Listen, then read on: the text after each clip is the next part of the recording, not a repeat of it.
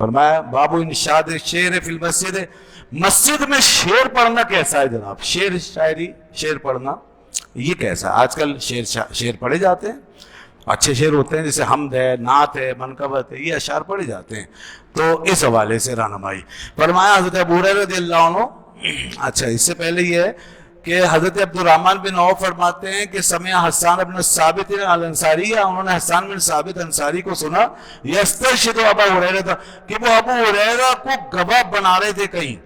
کسی موقع پہ۔ حضرت حسان بن ثابت جو شاعر رسول اللہ ہیں، وہ حضرت ابو ہریرہ سے کہہ رہے تھے انشدک اللہ، میں تمہیں اللہ کا واسطہ دیتا ہوں ابو ہریرہ، حل سمعت النبی صلی اللہ علیہ وسلم یقول، کیا تم نے نبی صلی اللہ علیہ وسلم کو یہ فرماتے ہوئے سنا ہے؟ یا حسان عجب ان رسول اللہ، اے حسان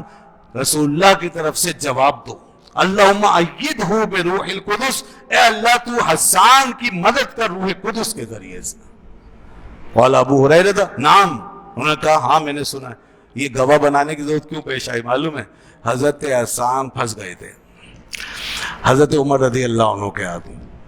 یہ مسجد میں بیٹھ کے شعر پڑھ رہے تھے۔ حضرت عمر بڑی نظر رکھتے تھے ہر بات پہ، کیا ہو رہا ہے کیا نہیں، جاتے جاتے اب شعر پڑھ رہے ہیں، مسجد میں اس طرح شعر شاعری وغیرہ نہیں ہوتی تھی، یہ پڑھ رہے تھے شعر۔ حضرت عمر ان کے پاس گئے، حسان یہ کیا کر رہے ہو؟ اب ان کا کہ اب تو بھائی جواب دینا پڑے گا، یہ کیا پڑھ رہے ہیں، کیوں پڑھ رہے ہیں آپ شعر؟ انہوں نے پوچھا، انہوں نے کہا میں تو حضور کے دور میں حضور کے سامنے پڑھتا تھا اور حضور اس طرح فرماتے تھے، تو میں تو حضرت اس وقت سے پڑھ رہا ہوں، کوئی غلط کام تو نہیں کر رہا۔ تو انہوں نے کہا تمہارے پاس کیا ثبوت ہے اس بات کا، کیا آپ نے یہ حضور کے سامنے پڑھا اور حضور نے آپ کے لیے فرمایا؟ تو حضرت ابو ہریرہ جا رہے تھے وہاں سے، انہوں نے فوراً ان کو آواز دی، یا ابا ہریرہ ذرا بات سنیے، انشدک اللہ، یہ اتنے زوردار طریقے سے کیوں پوچھا؟ میں اللہ کا واسطہ دیتا ہوں آپ کو کہ آپ مجھے آج بچائیں اور بتائیں کہ کیا یہ بات ہوئی تھی کہ نہیں ہوئی تھی۔ اچھا، حضرت عمر رضی اللہ عنہ اس وجہ سے ہی نہیں پوچھتے تھے ہمیشہ کہ ان کے علم میں نہیں ہے، علم ہے مگر تاکہ لوگوں کو پتہ چل جائے، اس طرح بھی ہوتا تھا اور ایک چیز کی توثیق ہو جائے کہ یہ بات صحیح ہے، اس طور پہ بھی پوچھتے تھے۔ تو اب حضرت حسان جو گھبرائے ہوئے، انہوں نے حضرت ابو ہریرہ سے کہا کہ ابو ہریرہ بتائیے، میں آپ کو اللہ کا واسطہ دیتا ہوں کہ کیا آپ نے یہ بات سنی ہے کہ حضور نے فرمایا تھا اے حسان رسول اللہ کی طرف سے جواب دو، اللہ تعالیٰ تمہاری روح قدس کے ساتھ مدد فرمائے۔ تو یہ واقعہ حضرت ابو ہریرہ کو یاد تھا، ان کے سامنے پیش آیا تھا، انہوں نے کہا بالکل حضور نے یہ بات فرمائی تھی۔ تب حضرت عمر نے فرمایا ٹھیک ہے جاؤں۔ تو یہ ہوا، مسلم شریف میں اس کی تفصیل آئی ہے کہ جب مشرکین نے آپ کی حجب کی اور آپ کی شان کے خلاف باتیں کی تو حضور نے فرمایا کہ کوئی ان کو جواب دے۔ دیکھیے یہاں اس طرح بھی جواب دیا جاتا ہے، کوئی اگر ہمارے خلاف بھونک رہا ہے، کوئی اسلام کے خلاف بات کر رہا ہے، کوئی گالی دے رہا ہے، اس کو جواب دیں گے۔ اسی کو یہ بھی ایک جنگ ہے، لفظی جواب دیں، بحث بھی کریں گے اور باقاعدہ بیان بھی دیں، ترکی پر ترکی بیان دیں، اگر شعر ہے تو شعر میں کہیں، یہ رسول اللہ کی سنت ہے۔ آپ نے فرمایا جواب دو ان کو، کون جواب دے گا قریش کو، کون حجب کرے گا؟ یہ جناب آ گئے پھر میدان میں مجاہد، حضرت کعب بن مالک بھی آئے تھے اس موقع پہ، ان سے پہلے حضرت عبداللہ بن رواحہ رضی اللہ عنہ آئے، انہوں نے جواب دیا مگر ان کا جواب اتنا مضبوط نہیں تھا تو اس لیے بات بنی نہیں۔ پھر کعب بن مالک آئے، انہوں نے جواب دیا، پھر لوگوں نے کہا حسان کو لاؤ۔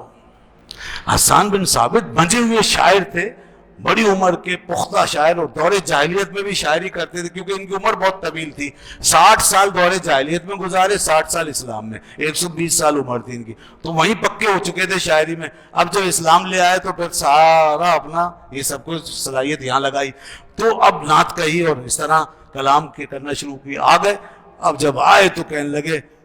اللہ کے شعر کو تم نے بلا لیا ہے، اب جواب سنو، میں ان کو جواب دوں گا، اور قسم ہے رب ذوالجلال کی، اے اللہ کے محبوب،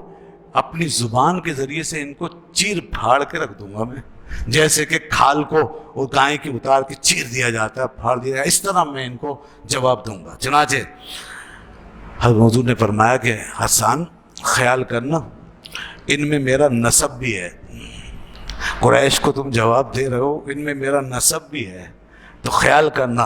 اور نسب کے بارے میں ابو بکر سے پوچھ لینا، انہیں سب سے زیادہ علم ہے میرے نسب کے بارے میں اور سارے نسبوں کے بارے میں۔ وہ اسی وقت حضرت ابو بکر صدیق رضی اللہ عنہ کے پاس گئے اور نسب کے حوالے سے معلومات لی کہ حضور کا نسب بتائیں، وہ الگ کیا، پھر بارگاہ رسالت میں حاضر ہوئے، عرض کی یا رسول اللہ میں آپ کے نسب مبارک کو الگ سمجھ چکا ہوں، اب میں اپنے کلام میں آپ کو آپ کے نسب شریف کو اس طرح الگ کر دوں گا جیسے کہ گودے ہوئے آٹے میں سے بال الگ کر دیے جاتے ہیں۔ بس انہوں نے شعر کہنا شروع کیا، اب شعر جو کہا تو کافر سارے کے سارے بھاگے پھرے بھی خاموش، کوئی بول نہیں سکتا ان کے، انہوں نے اشعار کہے، پھر حجب کی ان کی۔ یہ ہے اصل میں، یہ بھی ایک جہاد ہے اور یہ بھی دشمن کے اوپر غالب آنے کا ایک طریقہ ہے۔ کبھی اس کا منظر دیکھ رہا ہو نا تو آج کے دور میں انڈیا کے چینل پہ، ہمارے چینل پہ جب جھگڑا چل رہا ہو نا پھر دیکھا کریں آپ، ہمارے چینل جب بول رہے ہوتے تو ہمیں بڑا مزہ آتا ہے، اور ہیں بولنے والے، اللہ کا شکر ہے، جب وہاں سے بکواس کرتے ہیں اور پاکستان پہ الزامات لگاتے ہیں اس وقت کی باتیں یاد کیجیے گا، آپ کو صحیح سمجھ میں آئے گا کہ واقعی ان چیزوں کی کتنی اہمیت ہے، کہ وہاں سے جب وہ بھونک رہے ہوں اور الزام پہ الزام لگا رہے ہوں، جھوٹ بول رہے ہوں، تو پھر ہمارا صحافی پھر کم از کم پاکستانی غیرت کا مظاہرہ کرتا ہے اور جواب دیتا ہے، اور ہمارا دل کرتا ہے کہ اور بولیں اور جواب دیں صحیح کے ایسے ہی، اور ان کی بولتی بند کر دیں۔ تو اس میں بھی ایک جنگ ہے اور اس میں بھی فتح و شکست کا ایک ہے پہلو، تو اس لیے اسلام نے ہمیں یہ بھی سکھایا ہے، دشمنوں کے سامنے یہ والی تیاری بھی رکھنی چاہیے۔